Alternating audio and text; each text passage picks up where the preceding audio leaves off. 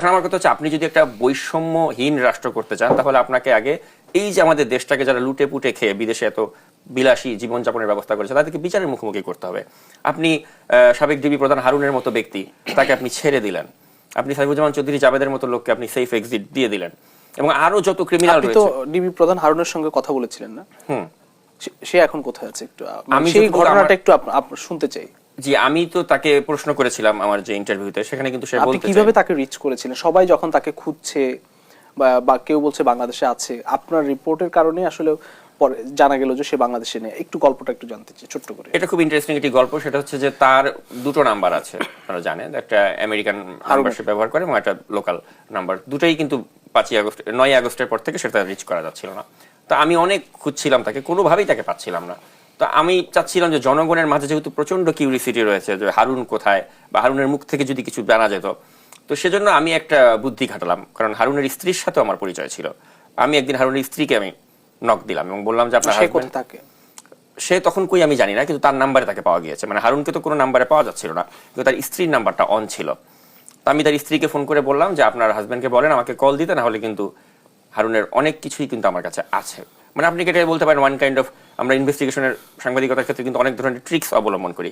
তো আমার ট্রিক্সটা ছিল এটাই যে আপনার হাজবেন্ডের অনেক কিছু আমার কাছে আছে, যেমন তার ইউএস এর গ্রিন কার্ডের কপি, সে বাংলাদেশে থাকতে যেটা সে একটা সরকারি কর্মকর্তা হয়ে যে একটা ব্যক্তিগত পাসপোর্ট সে করার অধিকার নেই, সে ব্যক্তিগত পাসপোর্ট করেছিল, এটার কপি, আরো অনেক কিছু, তার ট্যাক্স ফাইলে যে ইউএস এর পাসপোর্ট, হ্যাঁ ইউএস এর গ্রিন কার্ড ছিল, এরকম অনেক কিছু আমার কাছে ছিল, ডকুমেন্টস যেগুলো আমি কখনো প্রকাশ করিনি। তাই আমি বলেছি আমি কিন্তু এগুলো ফাঁস করে দিব। তাকে বলেন আমাকে একটা কল দিতে, আমি একটা সাক্ষাৎকার নিব, না হলে আমি এগুলো কিন্তু ফাঁস করে দিব। তো তখন হারুনের স্ত্রী হারুনকে নিশ্চয়ই বলেছে যে তুমি ওনাকে কল করো, না হলে কিন্তু এগুলো মিডিয়াতে চলে আসবে। তো হারুন একটা ভয়েই কিন্তু আমাকে কল করেছে। কিন্তু ব্যাপারটা হচ্ছে হারুন আমাকে একটা শর্ত দেয় যে আপনি আমাকে বেশি কঠিন প্রশ্ন করতে পারবেন না। যে কারণে আপনি দেখবেন যে আমি কিন্তু মোটামুটি একটু সহজ প্রশ্নই তাকে করেছি, যে কারণে অনেকেই আমাকে কিন্তু ব্লেম দিয়েছে যে আপনি হারুনকে ছাড় দিয়েছেন বা আপনি হারুনের পয়সা খেয়েছেন, এরকম মানে অভিযোগও কিন্তু আমার বিরুদ্ধে এসেছিল। কিন্তু আমি চাচ্ছিলাম কি তার সাথে একটা সম্পর্ক বজায় রেখে ফলো আপ ইন্টারভিউ করতে, যে একদিনেই তাকে সব প্রশ্ন করে কারণ আমি জানি যে তাকে রাজ সাক্ষী বানানো যেতে পারে। কারণ শেখ হাসিনার দুঃশাসনকে হারুন যতটা কাছে থেকে দেখেছে ওভাবে আর কেউই দেখেনি। তা আমি চেয়েছিলাম যে তার সাথে একটা সুসম্পর্ক বজায় রেখে ভবিষ্যতেও তাকে যেন আরো নানা বিষয়ে প্রশ্ন করে অনেক কিছু বের করতে পারি। সেজন্য আমি প্রথম ইন্টারভিউতেই সব প্রশ্ন করিনি তাকে, কিছু প্রশ্ন আমি করতে চাইনি, যে আমি এগুলো আস্তে আস্তে করবো তাকে। কিন্তু পরে যেটা হলো যে ওই একটা ইন্টারভিউর পরে হারুন এত চাপে পড়ে যায়, বিশেষ করে আওয়ামী লীগের যারা, তারা তাকে বলেছে যে তুমি তো 2 কুল হারালে, তুমি এই কুল ওই কুল 2 কুল তোমার শেষ, এ ধরনের হুমকি হারুনকে দেওয়া হয়। যে কারণে হারুন তার 2টো নাম্বারই পরবর্তীতে ডিঅ্যাক্টিভেট করে দেয় তাকে। সে এখন কোথায়? তো আমি আমার সোর্স বলতে আমি যেটা আপনাকে বলতে চাই সেটা হচ্ছে যে হারুন কিন্তু প্রচুর টাকা আমেরিকাতে পাচার করেছে। তো এই ক্ষেত্রে তাকে হুন্ডির ক্ষেত্রে যে লোকগুলো সহযোগিতা করেছে তাদের কয়েকজনকে আমি চিনি।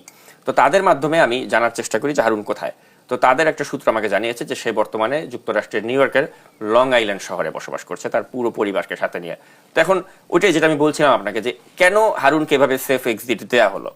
হারুন তো এই দেশেই ছিল, 5 আগস্টের পরে তো এই দেশেই সে আটকা পড়েছিল। এবং গিয়েছে কবে কিভাবে সেগুলোকে আমি যতটুকু জানি যে আমি যেদিন তার সাক্ষাৎকারটা নিলাম তার ঠিক সপ্তাহখানেক আগে তাকে চলে যেতে দেয়া হয়। কারা দিয়েছে, কেন দিয়েছে, এই প্রশ্নগুলো কিন্তু আসবে, টুডে অর টুমোর এই প্রশ্নগুলো আসবে। এবং যারা এটার সাথে জড়িত বা যারা এই কাজটা করেছে আমি নিশ্চিত যেটা অবশ্যই টাকা পয়সার লেনদেন হয়েছে, না হলে এইভাবে ছেড়ে দেওয়া হয় না। এবং আমি এটাও নিশ্চিত এবং আমি দায়িত্ব নিয়ে বলছি আমার সোর্সের মারফত আমি যেটা জানতে পেরেছি, কারণ আমাদের তো এখন গণমাধ্যম স্বাধীন, আমরা এটা বলতেই পারি। হাসান মাহমুদের মতো ব্যক্তি, সাবেক পররাষ্ট্রমন্ত্রী, তাকে মোটা অঙ্কের টাকার বিনিময়ে কিন্তু এই দেশ ত্যাগ করতে দেওয়া হয়েছে। কে হাসান মাহমুদের থেকে টাকা নিল এবং এই টাকার বিনিময়ে কেন হাসান মাহমুদকে ছাড়া হলো, এই প্রশ্নগুলো কিন্তু একদিন না একদিন আসবেই এবং যারা এর সাথে জড়িত আমি নিশ্চিত তাদের বিচার হবে।